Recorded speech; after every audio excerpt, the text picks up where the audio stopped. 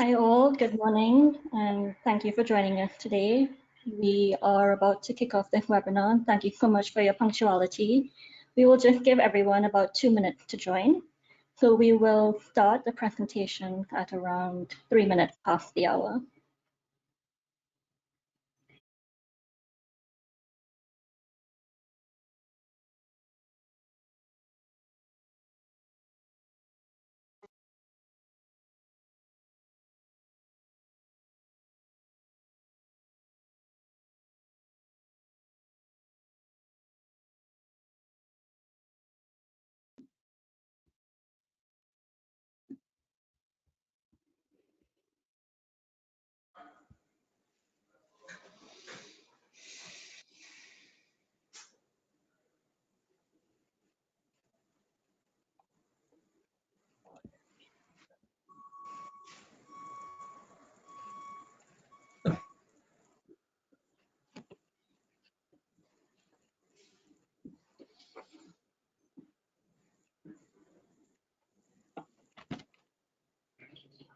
Thanks again, everyone, for being so punctual. We will start in about just under 2 minutes time.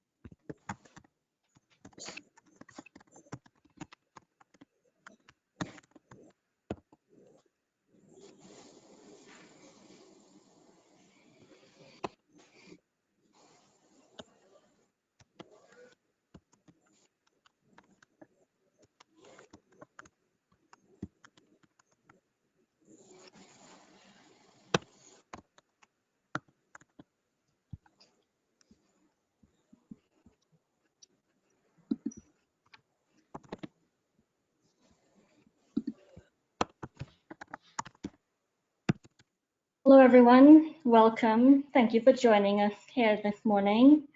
And thank you for carving time out of your busy schedule to be here with us. I am Rhianna Neely, a Senior Project Manager at the RMI Island Energy Program. I am originally from Trinidad and Tobago, which is in the Southern Caribbean, so our Caribbean work is very near and dear to my heart.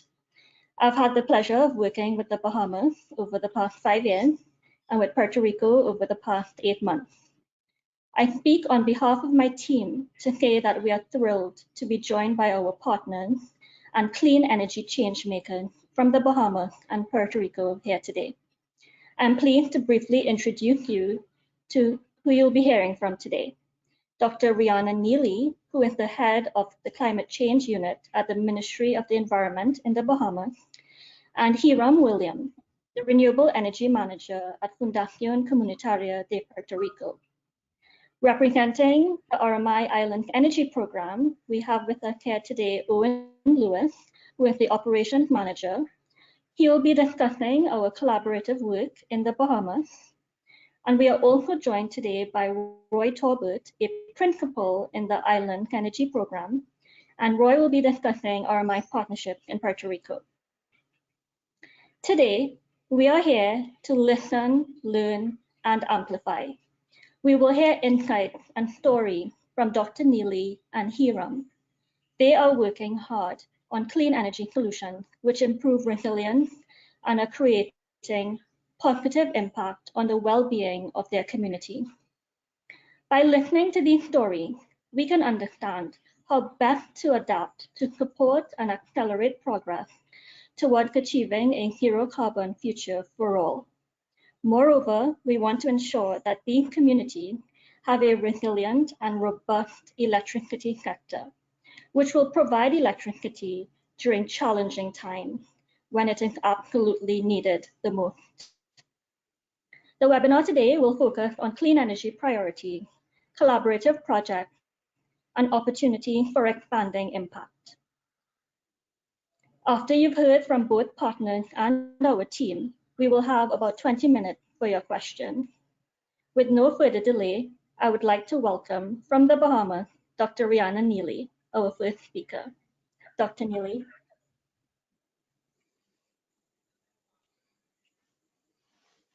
Good morning, everyone, and thanks for signing on. It is definitely a pleasure to talk with you all this morning and give the story of the Bahamas. Since we started working with RMI in 2014, we've had a lot of changes in the electricity sector in the Bahamas. We've been able to introduce new legislation that allowed for renewable energy. And of course, we have implemented several renewable energy projects, of which we are all very proud of. We've had community trainings, we've had trainings in the government. A paradigm shift, I would say, has taken place in the Bahamas as a result of the work that we're doing with Rocky Mountain Institute. And I dare say that I don't see that changing or being put on hold anytime in the future. Renewable energy has taken a stronghold in the Bahamas, and citizens, residents, visitors alike all are very excited about the progress that is being made. We have investors coming to talk to us all the time about how can they get involved and what is of interest to us in the Bahamas. We're very proud of the projects that we have done, that we have completed so far, and the projects that we have under implementation currently, and the ones that we have planned. We have quite a few projects planned that we're also working with RMI on. And I'll speak just very briefly about one project that I'm extremely proud of in the Bahamas, and it is the 200 is a very small installation, a 250 kilowatt installation at Anatole Rogers. And why I'm very proud of that is because, well, it was one of the first that we did, but it was one of those projects that we were able to engage the local community. We were able to engage school-age children in the installation and had them to be a part of what was going on. So we were really able to expand their horizons for what was possible to them and what was available to them as a Bahamian child growing up in Nassau, Bahamas. So the idea is not only to change the landscape of renewable energy, but to cultivate the minds of the Bahamian citizens for the changes and the differences and the things that we can see and do and participate in to better our country and to make this world a greener place. And as we move on to meet our goals for climate change and disaster risk management and sustainable development and all of those things, it is very important that we get the community involved. And Anatole Rogers was an opportunity for us to get young people, much younger than myself, involved in the work that the government was doing, and they saw that they were having an impact right away on their environment at their school. So I'll stop right there, and I welcome any questions or discussion points throughout the rest of the seminar. Thank you for sharing your story, Dr. Neely. I especially appreciate that you included all age groups, in particular the younger generation, into your renewable energy project. So thanks for sharing. I do want to pivot to Owen Lewis, who will further discuss the work in the Bahamas. Owen? Thank you very much. Thank you very much, Sienna. And a pleasant good morning to everyone on the webinar this morning.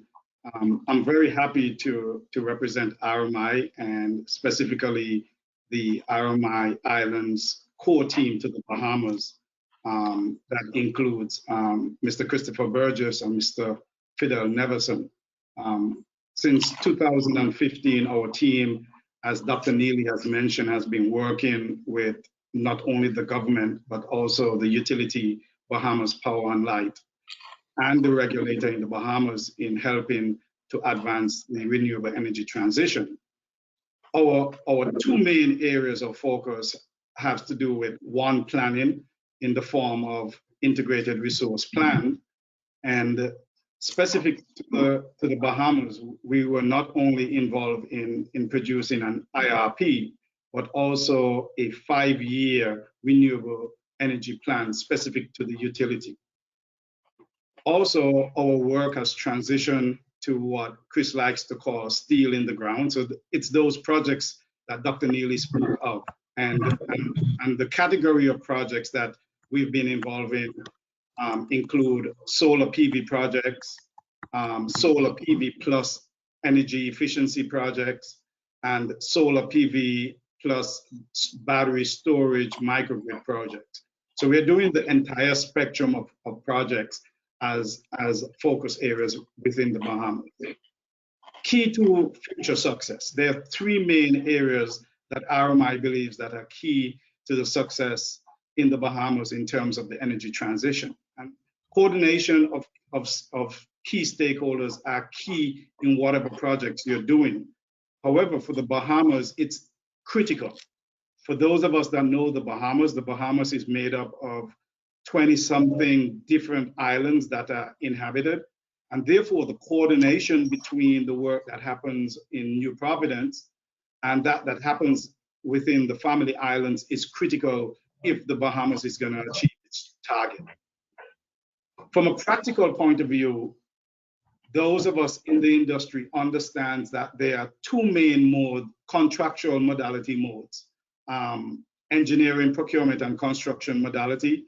And that mode is where the client has the funds, regardless of how they get the funds, whether it was funds that they generated themselves or donor funds to them or funds that they've gone to a financial institution and borrow and then make available to an engineering and procurement construction contractor to actually do the work. And the alternative is an independent power producer contract modality. And that's where the public-private partnership, where the work, including the financing of the project, is done by the private sector. And there is a power purchase agreement that is signed between the supplier from the private sector and the client, which determines how much is paid per month and for how long. The third area is quite important, and the government of the Bahamas is very critical in terms of this, in developing the sector within the Bahamas. And that sector is quite vibrant. RMI has been involved with the government and the utility in a number of procurements, and in all of those procurements, in excess of 50% of the bidders were Bahamian. Now, we will tell you that at the moment, these local Bahamian companies are partnering with external companies, mainly from the US and other Caribbean islands like Puerto Rico, to do a lot of the engineering work. But we are already seeing some of the benefits of that. There are smaller projects that these companies, having had the experience, are actually designing themselves and implementing. Necessary tools in terms of going forward. The completion of the regulatory framework for renewable energy development. The regulator and the government and the utility is currently working on that overall framework. How rates are going to be determined, what is going to constitute a residential installation, what's going to constitute a commercial. That framework needs to be completed. That work is ongoing. And another important part, everyone that lives and works in islands understand that land is a premium. So identifying and assigning specific land for renewable energy project is critical. The government, the utility have started this process, and that's ongoing. Next slide, please. It is no coincidence that Dr. Neely and I have used the Anatole Rogers High School solar project as the spotlight project. It was one of the first projects that we worked on collectively, and it means a lot to us because not just in terms of what was achieved, but as Dr. Neely expressed, getting the community and particularly the school involved. So let me tell you, the project involved 2 main areas of energy conservation. energy efficiency, which was 2 parts: the school lighting system, robust exterior lighting, LED lights, vacancy and occupancy sensors, and also temperature regulation. Each room that had an air conditioner present, we closed the windows off by putting plexiglass on to reduce the amount of loss to the environment, and also install programmable thermostats. The other element of the energy conservation was the 250 kilowatt DC rooftop solar PV project. And we can see a picture of 2 different buildings on the school being highlighted. Next slide, please. So what are some of the benefits from the project? Now, the impact, savings in terms of energy reduction. From the BPL energy demand from the school perspective, we are seeing a 50% reduction in the average daily energy usage. So the energy usage that the school had that received from BPL prior to the project, we are now 50% of that. We estimate that 10 to 13% of that is due to the energy conservation, energy efficiency measures, and the remaining 30-something% is from the solar energy that is generated during the daytime, which is school time, that the solar installation is providing. This all amounts to an annual savings in terms of electricity bill for the school of something approaching $200,000, and that is calculated using the cost of electricity at about 42 US cents per kilowatt hour.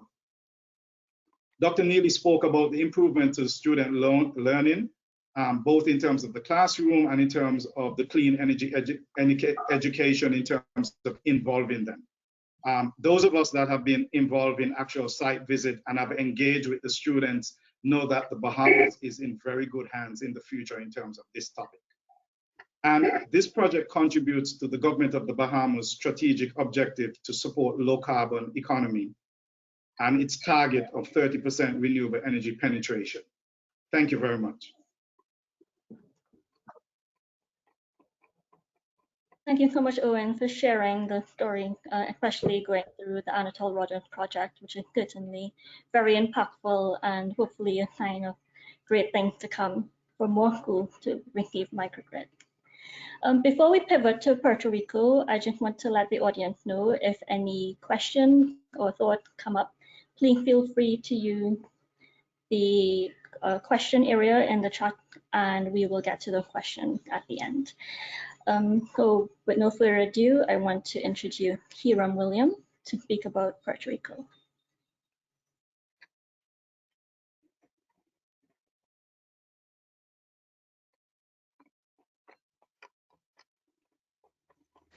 Good morning, everyone.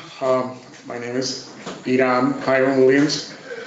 I represent the Puerto Rico Community Foundation, and I would like to give you a brief introduction for the people that does not know about the Puerto Rico Community Foundation, who we are. We are the first and only community foundation in Puerto Rico. We have been serving communities in Puerto Rico continuously for the past 35 years. And we are the first Spanish-speaking community foundation.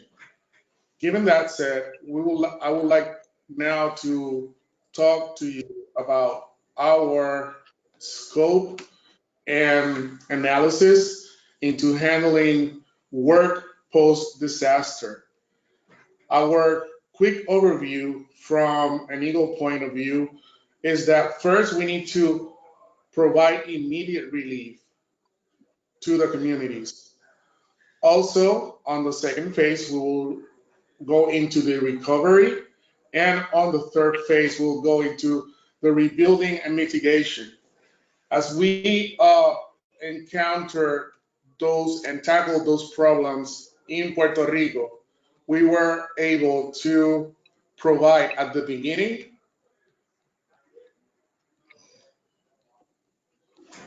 the process of helping to mitigate that immediate relief. That would be using or providing gas for the generators, diesel, and solar lights.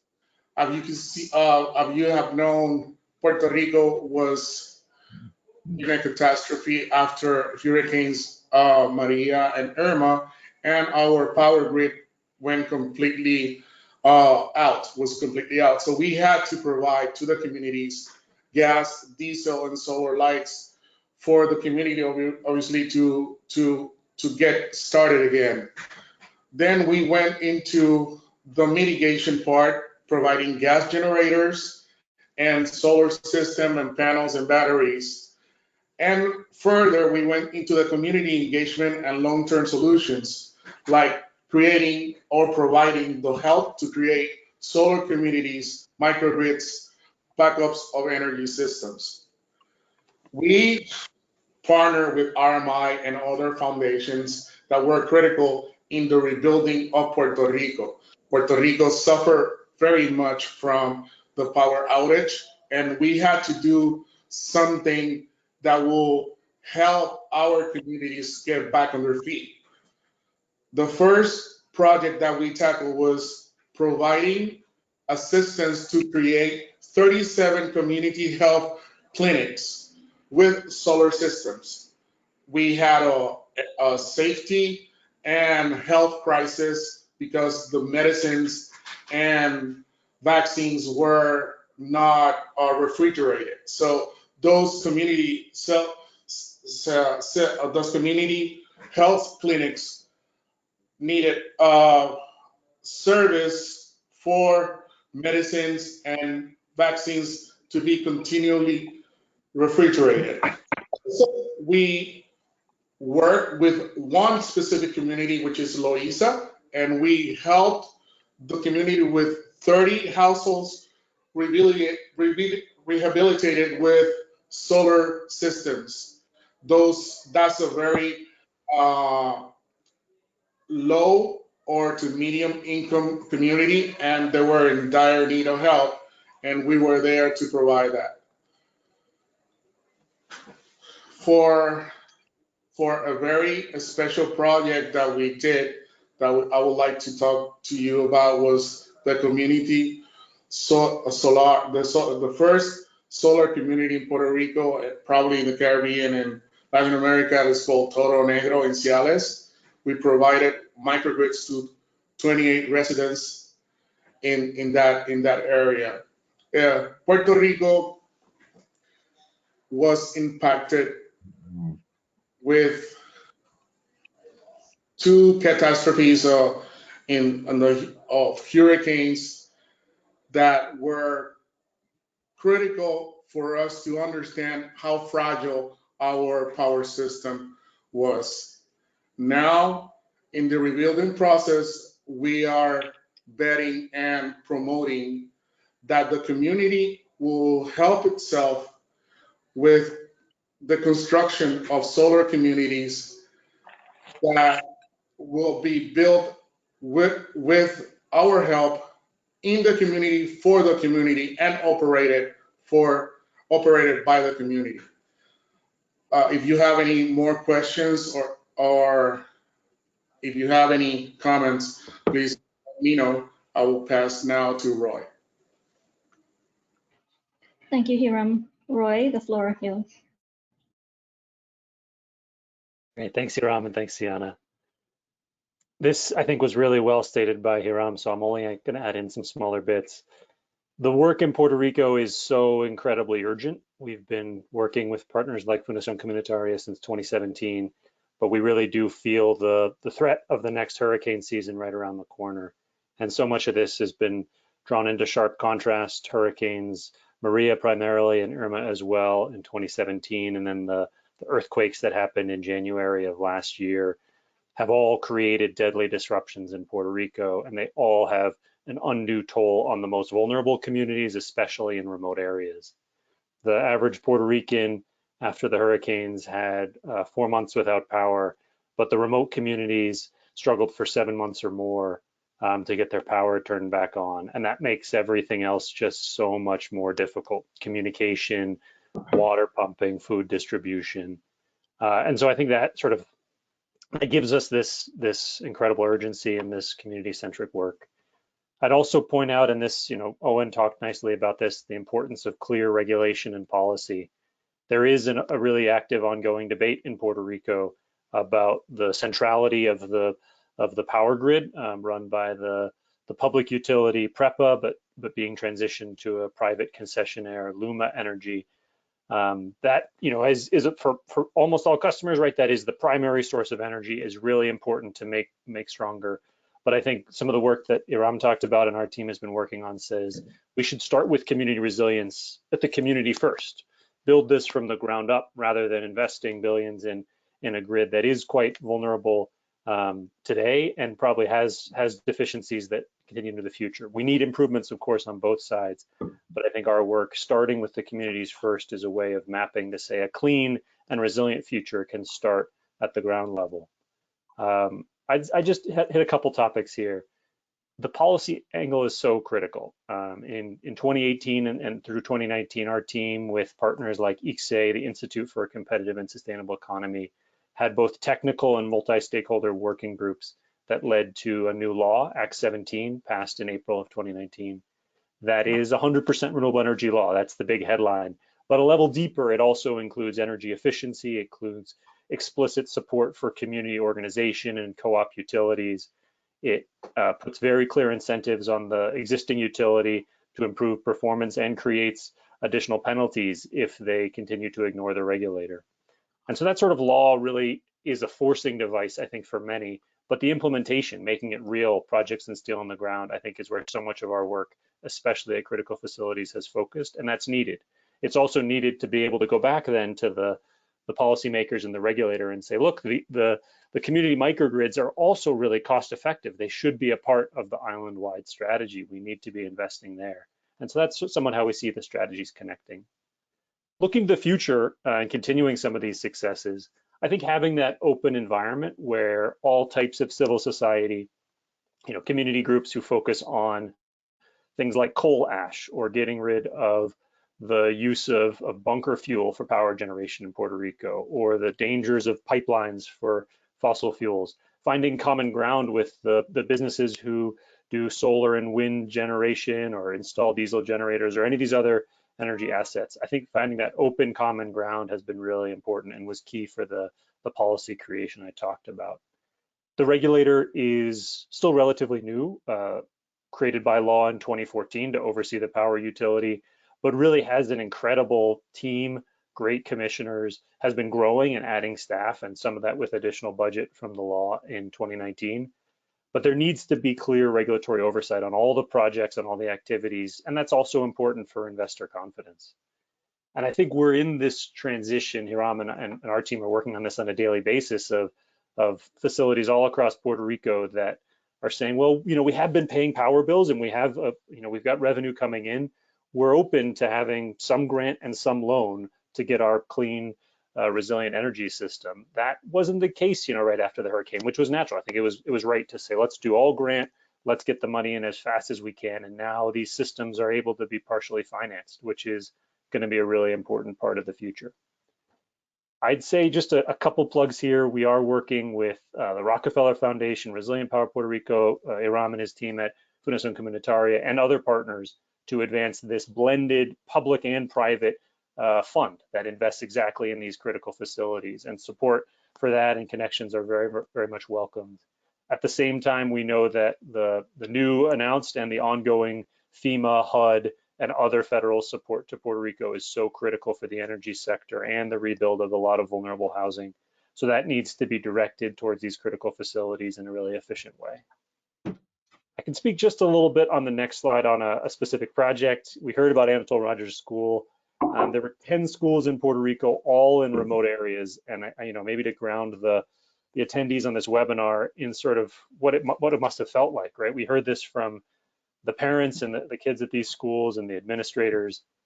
If we go back to say start of December in 2017, the power was off almost everywhere. This was still in like immediate cleanup, trying to find family members, trying to find medical services in remote areas.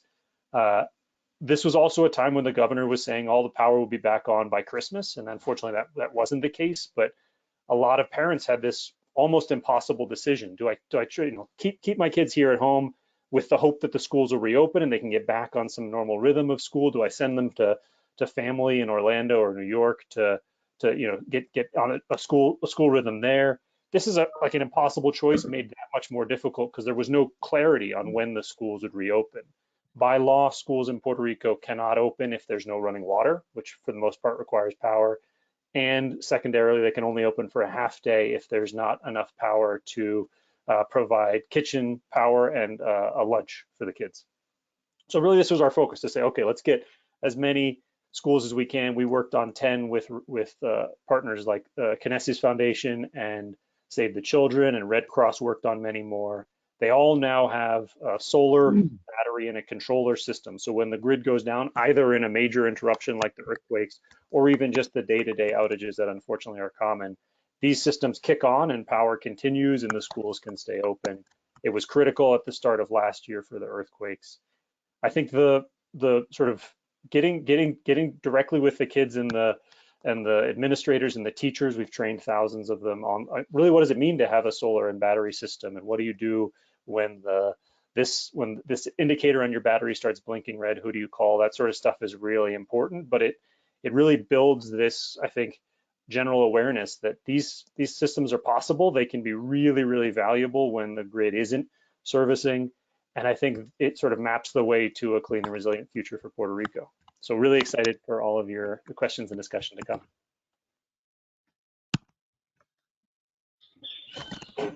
Thank you, Roy, and thank you, Dr. Neely, Owen, Hiram, and Roy for your contribution to this webinar this morning. We have quite a number of questions coming in, so I will start with the first.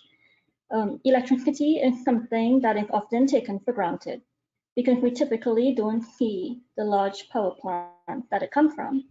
The real value of electricity is truly seen when it is not available.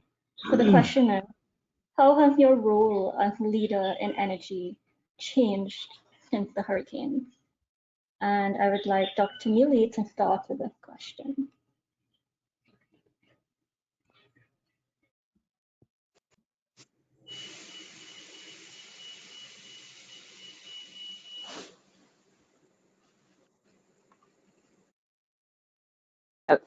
Hello again. Can you hear me? Okay. So after Dorian, I fully agree with your point that we do not pay attention to electricity as long as it's available. We just flick on the light switch and go about our daily business. But after Dorian in particular, we definitely understood the importance of electricity. We talk a lot about, what if, but if Dorian had impacted Nassau the way that it impacted Abaco and Grand Bahama, then we would have had a completely different Bahamas because of the centrality of our government, how we get resources into the family islands and things like that. So Abaco and Grand Bahama, they were without electricity for weeks after Dorian. So they relied solely on New Providence, on Nassau to get supplies. They relied on, we had to direct air traffic here, and it was a miracle of man, of a miracle of everything, how we did not have any air traffic accidents and all of these things, because all of those systems that rely on electricity were down and had to function from here in Nassau. So I think that we definitely have an appreciation for it. And with the systems that we are looking to install in Grand Bahama and Abaco, now they are taking into consideration resilience.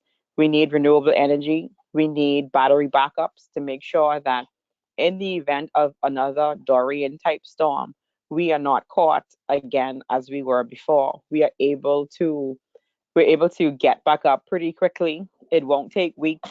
We should be able, a battery supply should be able to support us for the immediate interim after an event like that. So that is how we are looking to shore up our electrical system.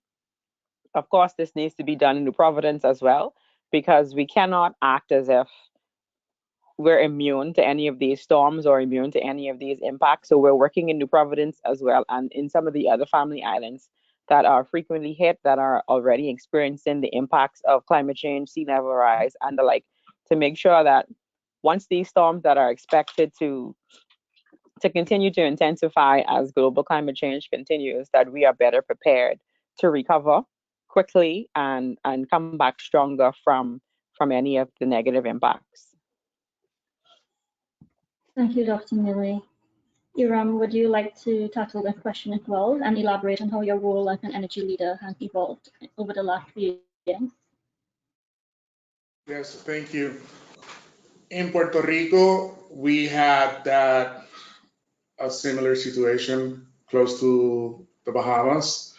We knew that our infrastructure for the power grid was very weak, but we never knew, the extent of the weakness of the power grid. After Maria devastated Puerto Rico, we knew how devastated the grid was, and we had communities that we helped, like Toro Negro and San Salvador, that were 8 to 9 months without electricity. So the way that we tackle that, the way that we work with that, was creating community solar microgrids that were installed on the houses. In the case of Toro Negro, was 28 houses, and in the case of San Salvador, Caguas, was there's 8 houses, and those are right now at this moment operated by the community for the community. The money invested on the systems, and they are recovering now from the utility. There is being reinvested in the community to provide more houses with solar systems, solar energy systems with batteries.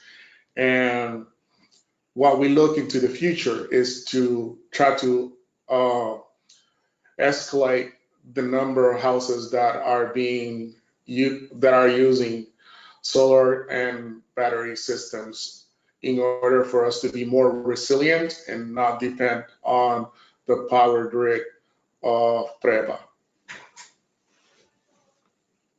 Thank you, Hiram. We have a policy-based question. I'll direct that to Roy. Do either the Bahamas or Puerto Rico have regulations that dictate how utility companies should plan for resource adequacy and resilience, or are these voluntarily captured in an integrated resource plan? And this question came from Brian Edmond. Thanks, Brian, for the question. I'll speak to Puerto Rico. Dr. Neely and Owen, I'd love your thoughts on Bahamas policy. So it is the integrated resource plan. For those not familiar, this is a typically regulator overseen, utility-led, long-term 20-25 year plan for the power grid. Where to invest, what resources to come in, how much to invest in strengthening the transmission distribution. In many contexts, these are pretty straightforward, right? Done every 3 years for the last several decades. In islands, I think the situation is way more dynamic for the reasons we've just talked about, for the fact that hurricanes and other environmental threats have really changed how grids are viewed, and the fact that much cheaper renewable resources are a really significant portion of the grid the way they weren't a couple decades ago. In Puerto Rico, the law does specify the process for an integrated resource plan, makes clear the regulator's oversight on that, and the regulator has required that there be deep consideration of resilience in that. I'd say, when you get a level deeper, implementation of that is still really hard. And I've run integrated resource plans. I know how this can be very tricky. I think resilience is often thought about from the very top-down level, saying, okay, we're making things stronger. We're making the grid as it exists stronger, and less from the bottom up of how do we create pockets of community resilience. That's a difficult thing to do analytically. We've seen some marginal improvement in that area. I think there's more to be done in strengthening how integrated resource plans are performed. And we've certainly, the comparison of of PREPA's Integrated Resource Plan from 2015 to the one they submitted in 2019 really shows this very different consideration of resilience. And the regulator has had, an open docket right now, actually hearings in the last few weeks on what they call this mini grid concept, which for just clarity, in Puerto Rico, a mini grid is different than a microgrid. Hiram and I have talked about microgrids where a facility can disconnect from the power grid. A mini grid is what PREPA has used to describe splitting the entire island-wide grid to like 7 or 8 regions that can run on their own, which would have thousands and thousands of customers within each region.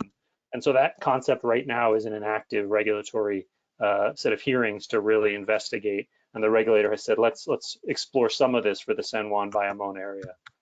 So there's definitely progress. I think policy needs to make clear that resilience is one of the things we don't typically plan or pay for unless there's a forcing mechanism from governments, from insurance providers to say we need to think about this before the disaster. And so I think policy needs to take an active role there. Thanks, Roy. Dr. Neely, would you like to add anything that's Bahamas specific? Okay, yes. So it's sort of difficult for us to plan again for resilience. We thought that we're resilient. We have some of the strongest building codes in the region, and we make sure that we enforce those building codes. But as climate change continues, we have to up our game. So since the storms, we have changed a lot. Our plans have been amended. Building codes are being looked at right now to be improved upon where necessary. And with the electricity sector, our plan includes adding a lot of batteries and renewable energy to the mix, so that we can make sure that in the event of these storms, you have grids down on any particular island, you have critical infrastructure that should be able to maintain itself until we can have boots on the ground to restore power and to those critical infrastructure, and to settlements where people live. So primarily that is the plan for right now. We're updating our codes, and in the areas where we are adding installations, we are doing our best to ensure that there is a budget for batteries to accommodate those installations so that we can increase their resilience as much as possible. Thank you all. So we have a great question from Cynthia Kennedy. Please explain more about how the project engaged local human capital by training engineers, material scientists, and other technical disciplines. Also, on the other end of the spectrum, how were high school students involved? And I know, Dr. Neely, you mentioned high school. So I'm opening the floor to anyone who would like to tackle this question. Oh, well, I can start. Okay, so training is a big part of the program in the Bahamas. When Owen and Chris could tell you all, they spend a lot of time with me when they come to Nassau, because I was one of the only people involved in the process from the very beginning. So it was very important for me and for our ministry to get more people involved and more people understanding the impacts of these systems and the benefits that they could have in the country. So since then, we had various group trainings with the Technical Institute. We have brought on a student from the University of the Bahamas to assist the contractors with installation, so they're getting hands-on experience. And then, of course, the high school students, Anatole Rogers, host a magnet program for math and science. So the students that are in that program, they had access to the contractors while they were on the ground to see what they were doing. They went up on the roof and they were able to ask questions and take notes and do all of these things.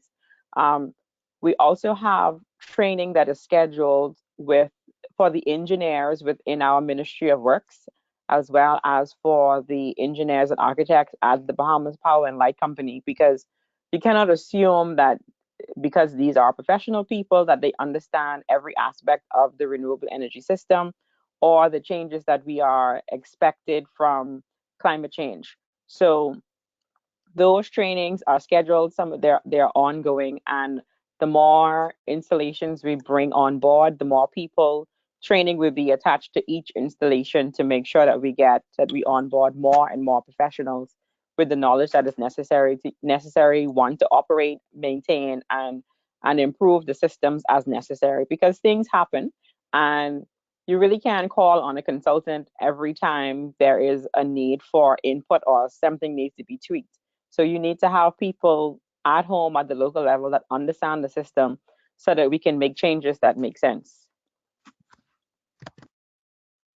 Yeah, just to contribute, as Dr. Neely mentions that when we visit, we spend an awful lot of time with her initially and her team and people from the utility, and we even visit the regulator. And that's not just coincident. That is important because the local stakeholders are step with RMI, involved in every process, part of integrated into the process at every step, so that they are learning while doing. In terms of the project, to further what Dr. Neely was that is a contracted deliverable. So within the contract, knowledge transfer from the contractor to the facilities manager, to the people within Dr. Neely's department, within the public works department, within BPL, the utility, that training is a contractual deliverable. So the suppliers are not volunteering to do it, they are mandated to do it by the contract. Thank you, Owen. Puerto Rico representative, anything to add? Yes. When we started working with the communities that I mentioned before, we were using a model in which we gave training to them as to how to create a corporation in order for them to give operation and maintenance to the systems. So those communities were empowered by the knowledge that we provided them and the knowledge that was given to them by the contractors to create first a corporation. They were legally incorporated in the Department of State of Puerto Rico, and with that corporation, they created a way to provide maintenance to the systems that were installed. So they were able to first charge for the utility and receive that money and reinvest that money into the community by training more people to be able to service those systems installed. So it is very important that that training for the local human capital to give sustainability to the systems. That's a key point. Thank Yeah, you. I'll add briefly just that I think of this sort of in three big categories. There's the installers, solar providers, battery experts, engineers. I think Owen and Dr. Neely talked well about how critical they are, how they have to be engaged. There's the long, we hope really increasingly efficient operations and maintenance. The people who, you're not going to call an expert consultant to fly in. You want somebody who's a truck drive away to go check on a fault at the system. Those folks have to be engaged, and we see a lot of training opportunities there. I think from Hiram's points, these community groups, maybe I'll mention a couple that Hiram and our team and Resilient Power Puerto Rico, Fundación, Comunitaria, Rockefeller Foundation are working with right now. So in Patillas and Utuado, these are two facilities. One's a pharmacy, one is sort of a service station and a small market and pharmacy. They're really actively doing COVID vaccine distribution. And so we're trying to be like, in the future, we don't want them to be employed in doing solar things. We want them to say, we've got a great solar battery system. We know what to do when we have any issue with it, and we can stay focused on, certainly the immediate task and their long-term task of supporting the community. And so I think for that, it's really us learning from them about, okay, here's the critical loads, here's the freezers and the devices that need to stay on and have to be powered no matter what. And I think the sort of like long-term potential for them is that this is just a system that works really, really smoothly and helps them stay focused with limited interruptions on the incredibly important things they do for the community. Thank you, Roy. Our next question is for all panelists to answer, and it comes in from Stratton Hatfield. What are the main boundaries and limitations to deploying more renewable energy in the Bahamas and Puerto Rico?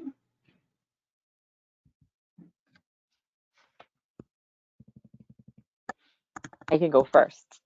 So for us, I think we have removed quite a bit of the boundaries policy-wise, legislation-wise. Our primary hindrance right now is financing. The Bahamas is one of those countries that does not qualify for the concessionary loans and many of the grants. So those that we do get, we have to really make those grant proposals right. And much of our solar installations have come through bilateral agreements with other countries or organizations. So the financing is all the more important after storms like Hurricane Dorian. Before Dorian, we had Joaquin. That was a year or two before, and now everyone is experiencing the fallout from COVID-19. This country has essentially been closed down for over a year. I think we had our first mandatory shutdown on the 16th or so of March 2020, and many of our hotels, we are a tourist dependent country, they're still closed. So government resources are focused on making sure that people get food, healthcare, water, stay in their homes and things like that at this time. So a lot of the focus is not necessarily, well, focus can move, and this is how we deal with climate change. Things can change at a very short moment's notice. But Dorian has added another complication to something that was a process that was already strained. So the long and short of it is that finances are our major restriction. We can get people trained. We can, even if you have to take a flight, we can get people into colleges and universities to get them what they need, but we need the dollars to make these things happen. And in addition to that, from a specific project point of view, particularly when you're engaging the private sector, is the development of the market. What's the market factors are going to be that are going to attract developers to come and get involved in the energy sector, in the renewable energy sector in the Bahamas specifically. And as I mentioned in my original presentation, land is a premium on all islands. So the allocation of land, again, and the Bahamas presents a unique circumstances just by the number of different individual islands that one has to deal with. So the challenge for the Bahamas is certainly different from any other region within our region.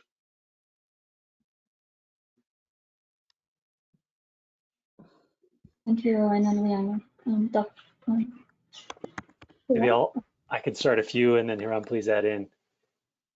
There's a long list. This is a great question. I feel like we could talk for all of our remaining time on this. There's a couple that are really pervasive in Puerto Rico. They're not unique by any means, but they are really important. So Puerto Rico remains as an entity about $100 billion in debt. This has been a decades-long challenge. The ongoing economic recession has made it more difficult to have an effective plan to repay that debt. Some of that debt, about 10%, is specific to the power utility, and the proposal negotiated with bondholders that is still sort of stuck in limbo and has had a number of judges look it over is one that had, of course, compromises would need to be made, but it also includes a number of provisions that are pretty regressive and prevent individuals from adding their own solar panels. And so there is no easy answer on that really high level of indebtedness. And to Owen's point, when you want to stimulate the market and bring in lots of investors on the energy side, it's made more difficult by that level of debt for the Commonwealth. There's a couple others. So Puerto Rico as a non-voting part of the United States with a long, really, really problematic history of relations with the United States, doesn't receive a lot of the same infrastructure benefits that a state would. It doesn't have some of the same tax-based incentives that, me here in Colorado, I can get some tax-based incentives that Hiram and San Juan cannot access. So there's a number of other inequities that hold back Puerto Rico. We could speak a lot more on this. Maybe I'll hold my tongue and let Hiram chime in. Thank you, Roy. Making echo of what you have said, we have obviously we have some problems with the legislation and making more accessible renewable energy to the common, the communities and common people. Also, there is the problem with financing the systems in Puerto Rico. We have, with a partnership with RMI, obviously, and Rockefeller Foundation, we're trying to find ways into working with this situation. And right now we are in a project in which we are working with local banks to facilitate different type of loans for the communities and critical facilities to access or gain access to these type of systems. So definitely we have similar problems like the ones in the Bahamas, but we need to look at this optimistically and look forward to reduce those tackles. Thank you all. There are a lot of challenges, but also that opens up a lot of opportunity.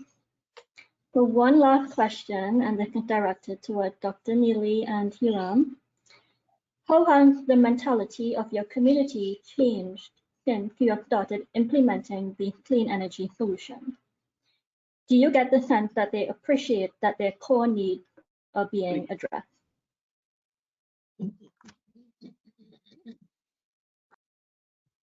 Okay, thanks for the question again. I do think that the attitudes of Bahamians and residents have changed for the better with respect to renewable energy. When we first started, like I said before, we had to change the legislation because the legislation prior to 2014 only allowed for the power company to produce electricity in the Bahamas. So we had a lot of calls in 2015 and 2016 about people being able to purchase, what can I get and what can I use and who can I call to install. We had during that time, we had created tax incentives as well. So if you want to bring in a solar system into the Bahamas, it's duty free. So people were very interested, and we see that the interest has been maintained. We have developed programs for residences and small and medium-sized businesses to have these systems on their homes and and have a benefit from it through the power company. So there has been interest, and that interest has expanded from solar panels and renewable energy installations into electric vehicles. There's now a market for electric vehicles in the Bahamas. We're installing car chargers in key areas. A friend of mine came by my house. We had some issues with the fast charger at the stadium. When is that going to be up? That was my favorite charger, he said to me. So there are people are very interested, and they're looking for more from us.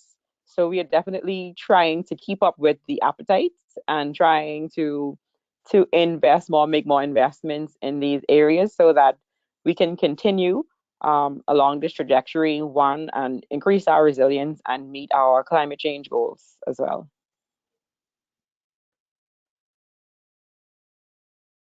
Thank you. How inspiring. Hiram, would you like to add? Yes, when we work with communities in Puerto Rico, and the same as working with RMI, we try to focus on first giving them access to this technology. once they have gained access to the solar systems and batteries, we give them a sense of ownership of those systems. Once they have ownership of those systems, they think further into the future as to making the systems manageable and sustainable. Therefore, their mentality has changed drastically from Maria, when they before thought that the systems, the systems installed by PREPA and the grids, the power grids, were the only options that they had. Now they have their own microgrids, and they have their own energy provided to them by them, and that is a huge change in mentality. Also, they have, now that they are producing their own energy, they have to think about conservation and reducing the carbon footprint. Energy that you use from your batteries is energy that you don't get back. Before, they didn't have to think about that. They just turn on the switch and turn it off when you leave the room. Now that they're producing their own energy, they are thinking consciously into the conservation of that energy. Roy, do you want to add? I think you put it spot on, right? What I've always been struck by is in Puerto Rico, especially right after the storms, there was this sense of like community strength and pride, and like we're gonna fix it. We're gonna like clean things up. In certain places where the power utility was way behind, that even included like creating new power provision locally.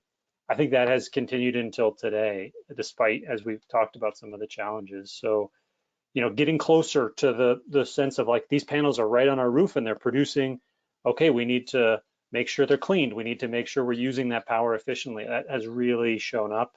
I think the goal and everything we've been doing in our partnership to advance this, right, is increased ownership. There's when you have ownership, you take care of the assets. The money that you're saving can be reinvested in the community locally. It's not going off island to some external investor. That ownership is so important, and I think everything we're doing builds to that. It is seen as a lot more attainable. I think, you know, a decade ago in the energy sector, the presumption was, like, who would want to own? Like, what's the advantage of owning some of your own energy production? And now that is real, and I think it's for all of us to make it even more accessible. Thank you all.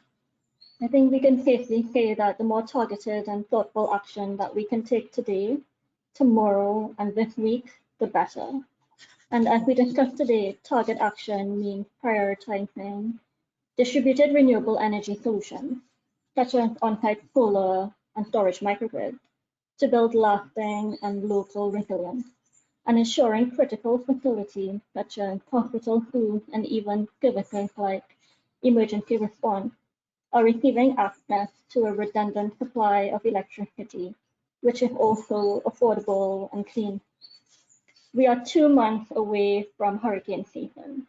And as we've heard today, resilient clean energy systems can help to protect communities and in some cases, save lives during these trying months. Through supporting partners today in building more clean energy systems, we can help to ensure a brighter future for the millions of people here in the Caribbean. I'd like to thank all of the speakers here today for your time and insight. And most of all, I'd like to thank our audience for joining. And I hope you enjoyed listening to these stories of resilience. You can look out for an email from us, which will include this recording, as well as responses to unanswered questions. And thank you so much for providing those questions to us. You can also look forward to ways in which you can continue in the conversation. Thank you all, and I wish everyone a great rest of your day.